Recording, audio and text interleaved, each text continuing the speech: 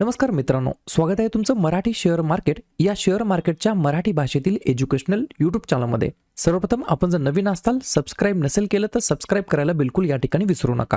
आज या ठिकाणी आपण एकाच सेक्टरमधील 3 स्टॉकचा अभ्यास करणार आहोत. हे 3 स्टॉक कोणकोणते असणार आहेत? पहिल्यांदा सेक्टर सांगतो. सेक्टर आहे हाऊसिंग फायनान्स, म्हणजेच अफोर्डेबल हाऊसिंग फायनान्स मधील सेक्टरमधील शेअर आहेत.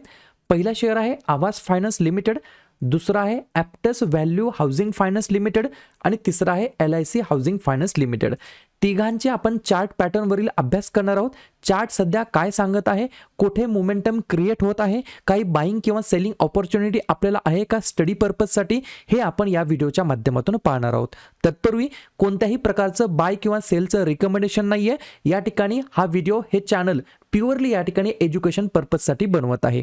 जे काही ज्ञान आहे ते या ठिकाणी मी तुम्हाला देण्याचा प्रयत्न करत आहे, अगदी आपल्या मायबोली मराठी भाषेमध्ये. ठीक आहे, सुरुवात करूया आपण आवास फायनान्शियल लिमिटेड या शेअरपासून. पहा, या ठिकाणी तुम्हाला मी सांगू इच्छितो, जो काही सुरुवातीचा शेअर या ठिकाणी लिस्ट झाला होता तो 2019 मध्ये लिस्ट झाला होता. त्यानंतर शेअर्सने या ठिकाणी 3 फेब्रुवारी 2020च्या जवळपास या ठिकाणी 2100च्या जवळपास एक हाय क्रिएट केला होता. लॉकडाऊनमध्ये हा शेअर या ठिकाणी खाली पडलेला होता. त्याच्यानंतर परत बाउन्स बॅक करून हा शेअर या ठिकाणी 3300च्या जवळपास या ठिकाणी त्याने हाय क्रिएट केलेला होता. किती? 3300, 3300च्या जवळपास या ठिकाणी हाय क्रिएट केलेला होता.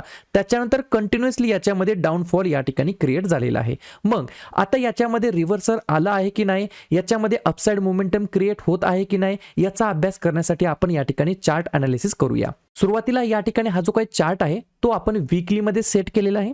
वीकली मध्ये आपण पाहत आहोत, हा जो काही हाय क्रिएट केला होता जवळपास 3340 रुपयाचा, त्या ठिकाणापासून वीकली मध्ये आपण एक ट्रेंड लाईन मार्क करूया. कंटिन्युअसली याच्यामध्ये डाऊनफॉल होत होता. हा जो काही डाऊनफॉल आहे हा सुरुवातीला तर हा या ठिकाणी क्रिएट झालेला आहे, आपल्याला ही तर गोष्ट लक्षात आली. त्याच्यानंतर कंपनीने ही ट्रेंड लाईन या ठिकाणी ब्रेक करू शकली नव्हती. हा पहिला ट्राय झाला, या ठिकाणी फेल झालं. हा दुसरा ट्राय झाला, याही ठिकाणी फेल झालं. आणि तिसऱ्या ट्रायला कंपनीने सक्सेसफुली ही जी काही ट्रेंड लाईन आहे ती ब्रेकआउट दिलेली आहे आणि त्याच्यामध्ये या ठिकाणी ब्रेकआउट मिळालेला होता. परंतु या ठिकाणी परत ही जेव्हा रिटेस्टला कंपनी आली होती ट्रेंड लाईनला, आणि याच ठिकाणी ही कंपनी परत या ठिकाणी कन्सोलिडेशन फॉर्ममध्ये गेलेली आहे. नियम काय सांगतो आपल्याला, जेव्हा पण ज्या पण पॉइंटला या ठिकाणी ही ट्रेंड लाईन ब्रेक होते त्या ठिकाणी आपल्याला मार्किंग करून ठेवायचे आहे. त्याच्यानंतर स्टॉक कोणत्या प्रकारे मूव्ह करतो, अपसाइडला मूव्ह करतो की डाऊन साइडला मूव्ह करतो, हे त्याच्यानंतर आपल्याला अनालिसिस करायचं आहे. स्टॉकने तर ट्रेंड लाईनला कंटिन्युअसली या ठिकाणी ब्रेक केलेला आहे, परंतु त्याच्यानंतर हा स्टॉक या ठिकाणी कन्सोलिडेशन मोडमध्ये आपल्याला बघायला मिळत आहे. या कन्सोलिडेशन मोडमध्ये काही पॅटर्न्स तयार होत आहेत की नाहीत याच्यावरती आपण एकदा नजर मारूया. जसं की ही ट्रेंड लाईन आपण मारली होती, ही जी की वीकली ट्रेंड लाईन होती, हा ट्रेंड लाईनला या ठिकाणी आपल्याला ब्रेकआउट मिळाला होता. कोणत्या ठिकाणी? या ठिकाणी ब्रेकआउट मिळाला होता. याच्यामध्ये एक पॅटर्न तयार झाला होता. हा जो काही पॅटर्न आहे हा W पॅटर्न तयार झाला होता, बरोबर का नाही? परंतु याचं या ठिकाणी ब्रेकआउट मिळालं नाहीये. तो स्टॉक फर्दर या ठिकाणी खाली आलेला आहे, डाऊनफॉलला आलेला आहे. त्याच्यामुळे सुरुवातीचा जो काही W पॅटर्न आहे तो या ठिकाणी फेल गेलेला आहे. मग या ठिकाणी दुसरं काही पॅटर्न तयार होत आहे का, त्याच्यावरती सुद्धा आपण एकदा नजर टाकूया. मंथली कॅन्डल करतो मी. मंथली कॅन्डल मध्ये तुम्हाला मी व्यवस्थितपणे दाखवतो. पहा, हा झाला मंथली कॅन्डल. हा जो काही लो क्रिएट केला होता या शेअरने, तो जवळपास लो क्रिएट केला होता 1300च्या जवळपास. त्याच्यानंतर या ठिकाणी आपल्याला एक W फॉर्मेशन झालेलं दिसत आहे. हे पहा, हे W फॉर्मेशन आहे, बरोबर? लक्षात आलं? आता या W फॉर्मेशनला या ठिकाणी व्यवस्थितपणे ब्रेकआउट मिळालेला होता. कोणत्या ठिकाणी? या ठिकाणी व्यवस्थितपणे ब्रेकआउट मिळालेला होता. मग ब्रेकआउटच्या नंतर हा स्टॉक सरळ सरळ वर जायला पाहिजे होता, बरोबर का नाही? परंतु तो वर गेला का? नाही, तो परत एकदा या ठिकाणी डाऊन साइडला आलेला आहे. मी तुम्हाला एक कन्सेप्ट सांगतो. हा झाला आपला W पॅटर्न, बरोबर? W पॅटर्न जेव्हा ब्रेकआउट होतो तेव्हा स्टॉक एक तर पहिला ऑप्शन आहे, एक तर तो वरच्या साईडला मूव्ह करेल. दुसरा ऑप्शन काय? तो ब्रेकआउट देऊन तो एकदा रिटेस्टला येईल, हा दुसरा ऑप्शन झाला. आणि तिसरा ऑप्शन काय? तो एकदा या ठिकाणी SL खाण्यासाठी खाली येईल, म्हणजे जे काही रिटेल लोकांचे स्टॉप लॉस असतात ते खाण्यासाठी खाली येईल आणि परत एकदा तो या ठिकाणी वरती जाऊ शकतो. अशाच प्रकारचं या ठिकाणी फॉर्मेशन क्रिएट झालेलं आहे. पहा, मी तुम्हाला जर व्यवस्थितपणे दाखवलं तर या ठिकाणी हे डब्ल्यूचा या ठिकाणी टॉप होता, म्हणजेच नेकलाईन होती. याच्यामध्ये काय झालेलं आहे, हा डब्ल्यू तर क्रिएट झालेला आहे, ट्रेंड लाईन व्यवस्थितपणे ब्रेकआउट मिळालेली आहे, याच्यानंतर ब्रेकआउट सुद्धा सक्सेसफुल झालेला आहे, परंतु या ठिकाणी एस एल खाण्यासाठी शेअर परत खाली आलेला आहे आणि परत नेकलाईनला या ठिकाणी येऊन रेजिस्टन्स क्रिएट करत आहे. तर याच्यानंतर काय होऊ शकतं, तर एकच गोष्ट होऊ शकते, ही जी काही कॅन्डल आहे ही कॅन्डलचा हाय आहे 1978, बरोबर. 1978 या कॅन्डलचा हाय आहे. हा शेअर काय करेल, एकदा परत ही नेकलाईन या ठिकाणी सक्सेसफुली ब्रेक करेल, एकदा रिटेस्ट घेईल आणि या ठिकाणी सक्सेसफुली ब्रेकआउटचा प्लॅन या ठिकाणी बनत आहे, बरोबर. मग तुम्हाला अजून एक प्रश्न पडेल की नेमका ह्याचा टार्गेट काय असू शकतं. तर टेक्निकल दृष्टी जर आपण बघितलं, हा डब्ल्यूचा जर डेप लेवल घेतली आपण, तर ही जवळपास होती डेप लेवल पासून रेजिस्टन्स लेवल पर्यंत होती 417च्या जवळपास ही लेवल होते. ज्या ठिकाणी ब्रेकआउट होईल त्या ठिकाणापासून मेजर करायचं आहे, तर टेक्निकली याचं या ठिकाणी टार्गेट येऊ शकतं. पहिलं टार्गेट आहे 2319, बरोबर. 2300च्या जवळपास याचं पहिलं टार्गेट आहे आणि त्याच्यानंतर जे काही दुसरं टार्गेट आहे ते या ठिकाणी आपण ऑल टाइमला गृहीत धरू शकता, जे की 3329 आहे. करंट मार्केट प्राइस पासून जर ऑल टाइमला हा शेअर जर गेला तर जवळपास 90% गेन आहे. परंतु हे 90% आपल्याला लगेच मिळेल का, एक दिवसामध्ये, एक महिन्यामध्ये, 6 महिन्यामध्ये, तर बिलकुल नाही. हे जे काही गेन आहे ते आपल्याला मिनिमम 1 वर्ष, 2 वर्ष, 3 वर्षात जरी मिळाले तर पर इयर 30% आपल्याला गेन कॅप्चर होऊ शकतं. कधीही लक्षात ठेवायचं, मी बऱ्याच वेळेला सांगितलेलं आहे, पेशन्स लोकांकडे पैसा येत असतो मार्केटमध्ये इम्पेशन्स लोकांकडून. ठीक आहे, हा झाला पहिला शेअर. दुसरा शेअर या ठिकाणी पाहायचा म्हटलं तर दुसऱ्या शेअरचं नाव आहे या ठिकाणी ॲप्टस हाऊसिंग फायनान्स. या ॲप्टस हाऊसिंग फायनान्समध्ये सिंपल एक पॅटर्न तयार झालेला आहे. पहा, या ठिकाणी वीकली फॉर्मॅटमध्ये हा मी चार्ट तुम्हाला दाखवत आहे.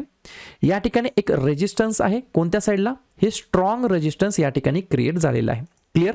सुरुवातीचा जो काही बॉटम झाला होता तो बॉटम कुठे झाला होता, तर या ठिकाणच्या जवळपास हा बॉटम क्रिएट झालेला होता. पहा, बरोबर. आता याच्यामध्ये एक फॉर्मेशन या ठिकाणी क्रिएट होत आहे. हा झाला पहिला हँडल, हा झाला दुसरा हँडल, हा झाला मोठा या ठिकाणी परत एक हँडल क्रिएट करण्याचा प्रयत्न झाला, हा झाला या ठिकाणी आपण याला कप म्हणू शकतो की अनदर हँडल म्हणू शकतो, आणि याच्यामध्ये परत या ठिकाणी हँडल तयार होत आहेत, बरोबर. याच्यानंतर काय होऊ शकतं, तर याच्यानंतर हा या ठिकाणी परत एकदा रेजिस्टन्स लाईनला येऊ शकतो. पहिला ऑप्शन काय होऊ शकतो, सरळ सरळ ब्रेकआउट देऊन हा स्टॉक वरती जाऊ शकतो.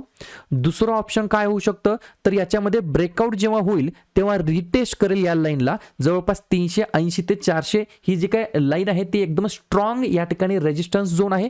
या झोनमध्ये रिटेस्ट करून हा शेअर या ठिकाणी परत एकदा वरच्या साईडला जाऊ शकतो. किंवा तिसरं ऑप्शन काय होऊ शकतो, अजून छोटं या ठिकाणी एक हँडल क्रिएट होऊ शकतं आणि त्याच्यानंतर ब्रेकआउट मिळू शकतो. तर अशा प्रकारे या ठिकाणी हे फॉर्मेशन क्रिएट होत असतं. अशा प्रकारे या ठिकाणी आपण काय करू शकतो, तर प्रोजेक्शन करू शकतो, फर्दर मोमेंटम कशा प्रकारे येऊ शकतं. तुम्हाला व्यवस्थितपणे काढून दाखवायचं म्हटलं तर पहा, हा झाला 30 ऑगस्ट 2021 पासून ते 2022 पर्यंत हे एक हँडल झालं. त्याच्यानंतर हा खूप मोठा या ठिकाणी कन्सोलिडेशन फेजमध्ये या ठिकाणी राउंडिंग बॉटम म्हणा किंवा कप आणि हँडल क्रिएट झालं, आणि छोटंसं अजून एक या ठिकाणी हँडल क्रिएट होत आहे. या ठिकाणी हे हँडल अजून एक क्रिएट होत आहे. याचा जो काही या ठिकाणी प्रोजेक्शन आहे टार्गेटचं ते कसं काढायचं, तर सपोर्ट ते रेजिस्टन्स या ठिकाणी मार्क करायचं. जवळपास 149 पॉईंटचं हे या ठिकाणी काय आहे, तर जी काही डेप्थ लेवल आहे ती आहे, ही जवळपास वरच्या साईडला पुट करायची, ज्या ठिकाणी आपल्याला असं वाटतं की ब्रेकआउट मिळेल आणि त्याच्यापासून हे पुढचं टार्गेट तुम्ही या ठिकाणी प्रोजेक्शन करू शकता. जवळपास 625 रुपयाचं या ठिकाणी टार्गेट दिसत आहे टेक्निकली दृष्ट्या. लगेच बाय करायचा का, कुठे बाय करायचा, हे तुम्हाला या ठिकाणी अभ्यास करावा लागेल. मी या ठिकाणी माझ्या दृष्टिकोनातून माझ्या स्टडी पर्पजमध्ये या ठिकाणी कशा प्रकारचं फॉर्मेशन क्रिएट होत आहे हे मी तुम्हाला सांगण्याचा प्रयत्न करत आहे. हा झाला दुसरा शेअर. त्याच्यानंतर तिसरा शेअर आहे LIC हाऊसिंग फायनान्स. याच्यामध्ये देखील अशाच प्रकारचा पॅटर्न क्रिएट होत आहे. पहा, LIC हाऊसिंग फायनान्समध्ये काय झालेलं आहे, 2016-17 पासून ते 2024 पर्यंत या ठिकाणी एक डेप लेवल क्रिएट झालेली आहे. कशा प्रकारे आपण ती काढू शकतो, तर पहा, मंथली या ठिकाणी मी चार्ट सेट करतो जेणेकरून तुम्हाला पाहायला आणि बघायला सोपं जाईल. मंथलीमध्ये काय झालं आहे, या ठिकाणी एक वरच्या साईडला एक खूप स्ट्रॉंग या ठिकाणी रेजिस्टन्स झोन आहे, बरोबर. आता या ठिकाणी जो काही फॉर्मेशन झाला आहे तो राउंडिंग बॉटमचा फॉर्मेशन क्रिएट झालेला आहे. पहा, हा राउंडिंग बॉटम आहे. तुम्ही म्हणताल की जो काही राउंडिंग बॉटम आहे तो सिंपली असा आर्ट असल्यासारखा असतो का, हाताने काढल्यासारखा? नाही. तो राउंडिंग बॉटम आपल्याला असा देखील मिळू शकतो. तो राउंडिंग बॉटम आपल्याला असा मोठा सुद्धा आपल्याला बघायला मिळू शकतो. क्लिअर. असं नाही की डिझाईन आपण हाताने केल्यासारखा राउंडिंग बॉटम बघायला मिळत आहे, बरोबर. कन्सेप्ट लक्षात ठेवायची, एक राउंडिंग बॉटम तयार होत आहे. व्यवस्थितपणे काढून दाखवायचं म्हटलं तर हे पहा, हा झाला आर्क तयार या ठिकाणी. याचं प्रोजेक्शन कसं करायचं, तर जी काही डेप्थ लेवल आहे ती मोजायची, बॉटम टू या ठिकाणी जे रेजिस्टन्स लेवल आहे तिथपर्यंत. त्याच्यानंतर हे अशाला असं वर या ठिकाणी नेऊन ठेवायचं ज्या ठिकाणी ब्रेकआउट होऊ शकतं, बरोबर. तर याचं टार्गेट जवळपास टेक्निकली दिसतं 2600च्या जवळपास टार्गेट दिसतं. तुम्ही म्हणताल की सध्या तर किंमत 700 रुपये चालू आहे, 700 रुपयाचा 2600 रुपये कसं शक्य आहे, तर हो अगदी शक्य आहे, परंतु याला वेळ भरपूर लागणार. हा जो काही कन्सोलेशन झाला आहे ते 2017 पासून ते 2024 पर्यंत कन्सोलेशन झालेलं आहे. 7 वर्षाचं कन्सोलेशन आहे. बिझनेस जसा जसा परफॉर्म करेल तसा तसा हा स्टॉक या ठिकाणी वरती जाणार आहे. हा स्टॉक जो काय आहे तो सरळ सरळ या ठिकाणी वर जाणार का, तर बिलकुल नाही.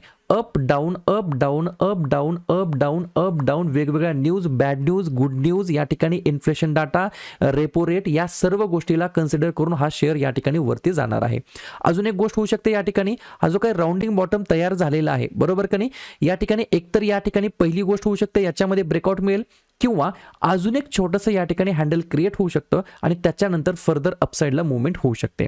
मंथलीमध्ये आपण हा चार्ट सेट केलेला आहे, मंथलीमध्ये आपण मार्किंग केलेलं आहे व्यवस्थितपणे. याचं जर आपण या ठिकाणी बॅलन्स शीट जरी पाहिली, फंडामेंटल जरी पाहिलं, तर 38,000 कोटीची हे जे काही मार्केट कॅपिटलायझेशन आहे LICचं. याच्यामध्ये अजून एक गोष्ट आहे, जो काही इंडस्ट्री पी आहे तो 23 आहे आणि करंट स्टॉकचा पीई किती आहे, 8 चालू आहे.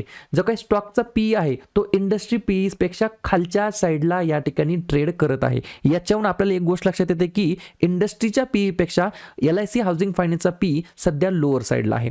अजून एक गोष्ट सांगायची म्हटली तर पीई जी रेशो असतो, पेग रेशो 0.56 असं गृहीत धरलं जातं की स्टँडर्ड एक अमाऊंट असते, एकच्या खाली जर याचा व्हॅल्यू असेल 0.56, 0.80, 0.90, एकच्या जर खाली असेल तर असं समजून घ्यायचं की हा पर्टिक्युलर स्टॉक अंडर व्हॅल्यूड आहे आणि एकच्या वर असेल तर ओव्हर व्हॅल्यूड आहे. असं या ठिकाणी ठोकताळा आहे या पेग रेशोचा. त्याच्यानंतर आपण या ठिकाणी जर पाहिलं याचं जे काही प्रॉफिट अँड लॉस जर पाहिलं तर पहा कंटिन्युअसली याच्यामध्ये सेल्स वाढत आहे, रेव्हेन्यू वाढत आहे. 7,000 पासून 27,000 पर्यंत LICचा रेव्हेन्यू गेलेला आहे हाऊसिंग फायनान्सचा आणि नेट प्रॉफिट 1,048 कोटीपासून 4,749 कोटी गेलेला आहे. याचं जे काही फायनान्सिंग मार्जिन आहे 22% आहे, हे सुद्धा खूप चांगल्या प्रकारे ते मेंटेन करत आहेत. ॲप्टस हाऊसिंग फायनान्सचं सांगायचं म्हटलं तर याचा सुद्धा पेग रेशो 1 पेक्षा खाली आहे. इंडस्ट्रीचा पीई 25 आहे, याचा 3 वर्षाचा, 5 वर्षाचा आणि 10 वर्षाचा पीई सुद्धा जवळपास याच रेंजला आहे, म्हणजेच सध्याच्या करंट लेवलला आहे. याच्यामध्ये अजून एक गोष्ट आपल्याला बघायला मिळत आहे, ॲप्टस व्हॅल्यू हाऊसिंग फायनान्समध्ये शेअर होल्डिंगमध्ये पॅटर्नमध्ये खूप सारा या ठिकाणी चेंजेस झालेला आहे. 61% जो काही हिस्सा होता प्रोमोटरचा तो आता 53% राहिलेला आहे, म्हणजे जवळपास 8 ते 9% या ठिकाणी ट्रिम करण्यात आला आहे प्रोमोटरच्या साईडनं. परंतु कधीही गोष्ट लक्षात ठेवायची, प्रोमोटर जेव्हा हिस्सेदारी सेल करतो ती सेल केलेली जी काही हिस्सेदारी आहे ती पब्लिकच्या गळ्यामध्ये गेलेली आहे की FISDIच्या. जर FISDIच्या गेलेली असेल गळ्यामध्ये तर समजायचं या ठिकाणी चांगली गोष्ट आहे, परंतु पब्लिकच्या गळ्यामध्ये टाकलेली असेल मग समजून घ्यायचं की या ठिकाणी वीक हँड्समध्ये हे स्टेक जात आहेत. पहा 19% होता FIचा हिस्सा, तो डायरेक्ट 22-23% झाला आणि DIचा हिस्सा 5% होता, तो डायरेक्ट 9% झाला.